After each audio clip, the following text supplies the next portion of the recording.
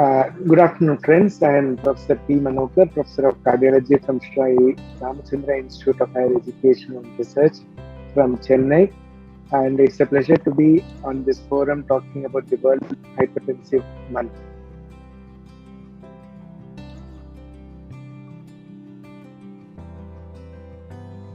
Home blood pressure monitoring is a revolutionary tool in management of blood pressure. It has created a situation which home glucose monitoring has created. Has created an awareness about blood pressure. So, for people to make them realize that they are hypertensive, for people to realize that they can be hypertensive even if they don't have a headache, they can have high blood pressure and be asymptomatic. For all these purposes, home BP recording is very, very useful. Home BP recording is the biggest tool in the hands of cardiologists and physicians and nephrologists today is to make patients realize certain things like masked hypertension, white coat hypertension, and all these parameters where we miss treating or end up over treating some patients. All these things can be easily managed if home BP monitoring is done. Regarding how to measure blood pressure at home, obviously you should measure blood pressure as far as possible early in the morning when you get up, before you have your cup of coffee, before you even go to the restroom. Best thing is to have the BP instrument at your bedside. As soon as you get up, take the reading, note it in a diary.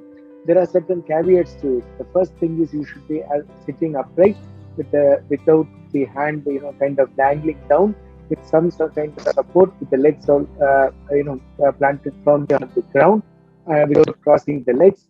And then the important thing is you don't take the first reading, delete the first reading. Second, third, and fourth, make an average of these three readings, and that is considered as your correct blood pressure. So that's the first step. If there is any discrepancy more than 10% between two readings, recheck the machine, check in the upper limb, the other limb, so right or the left, and the discrepancy between both the limbs is usually not more than 10%. If you are still in doubt, to check of your spouse or another person in the family to make sure that the machine is working properly. But home BP monitoring is probably the strongest tool that I wish people utilize, especially in these lockdown times, to understand that blood pressure monitoring goes a long way in prevention of cardiovascular events.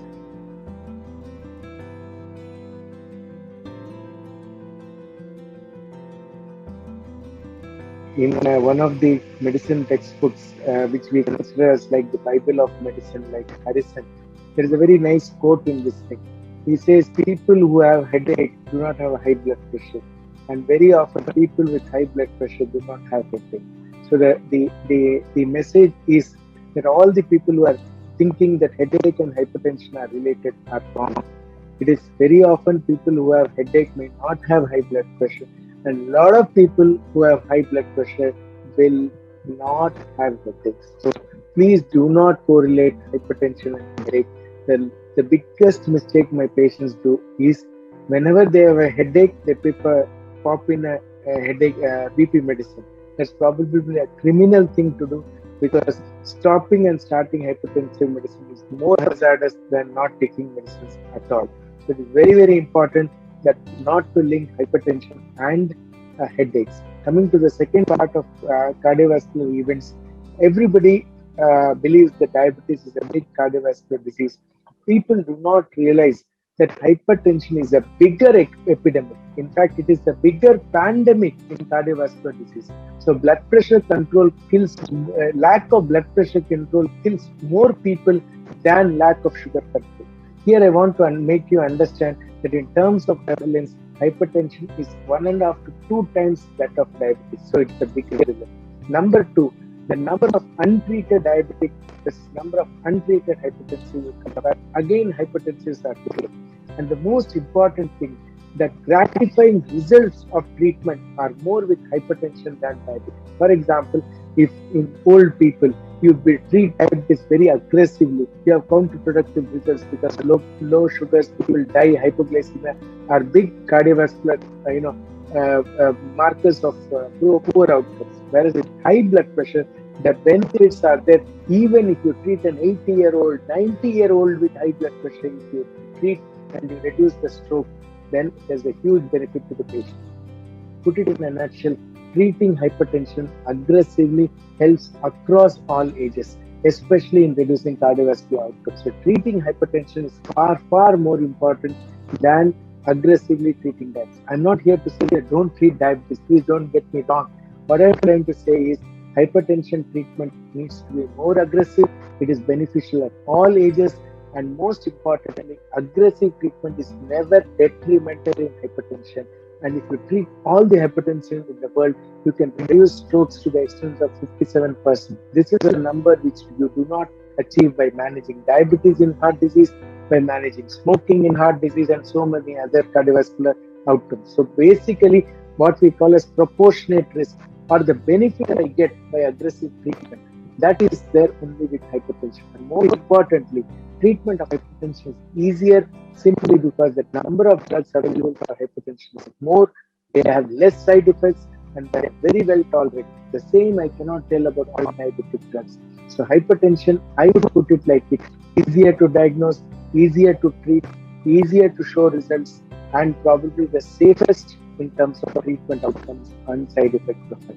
And that's why treating hypertension is so important in reducing your cardiovascular outcomes.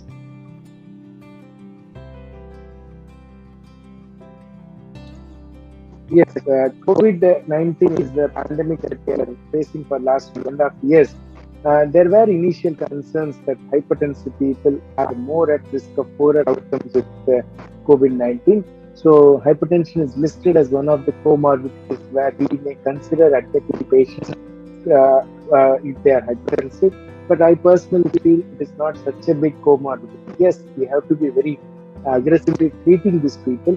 But the important message I want to convey through this forum is two things. One is you should continue to take your antihypertensive medicine during your COVID treatment. So COVID treatment does not mean you stop taking your antihypertensive. You continue the COVID treatment, continue antihypertensive. If you are going for vaccination, please continue to your antihypertensive period during the pre and the post vaccination period. Number two, there were initial concerns that drugs belonging to the groups of ACE and ARBs, they promote the probability that you may develop a COVID infection. Now these fears have been laid to rest. You can continue taking whatever antihypertensive you have been taking before, during, after COVID. So these two are the major concerns with respect to antihypertensive drug therapy during the COVID infection.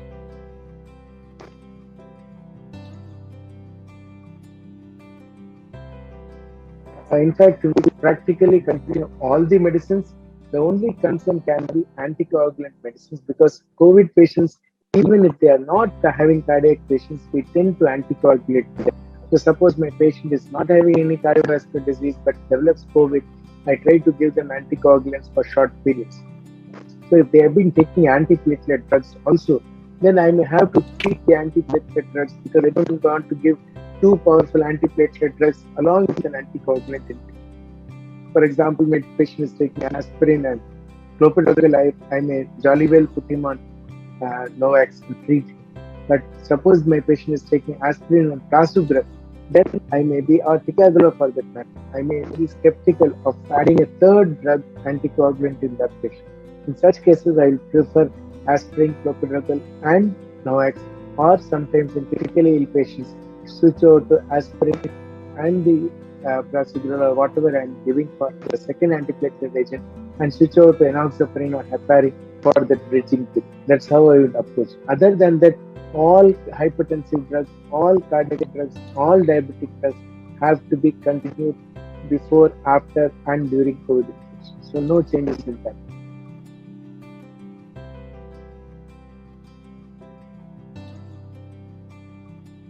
No, I would sincerely use this forum to appeal to people not to do a CRP for post-COVID follow-up.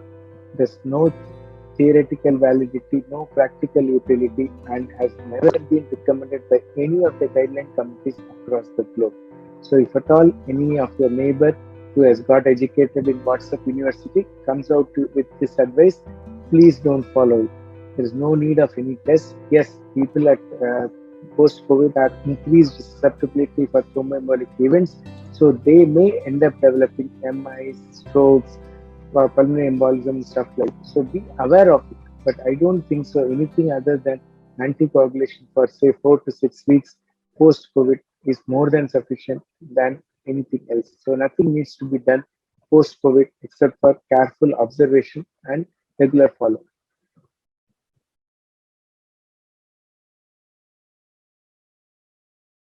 No, I would, not give a message. I would rather plead. I would beg that please take your blood pressure at least once a month. And if you have some elderly people in your house, make sure that you take their blood pressure at least twice a month. You can leave rest of the things to us. The only thing I would request people is to measure blood pressure. Home, office, hospital, nursing home, anything. Measure blood pressure that will solve 90% of our issues with non-complaints. So please measure blood pressure at least once a month. And that's a sincere plea. Please do it. Thank you very much.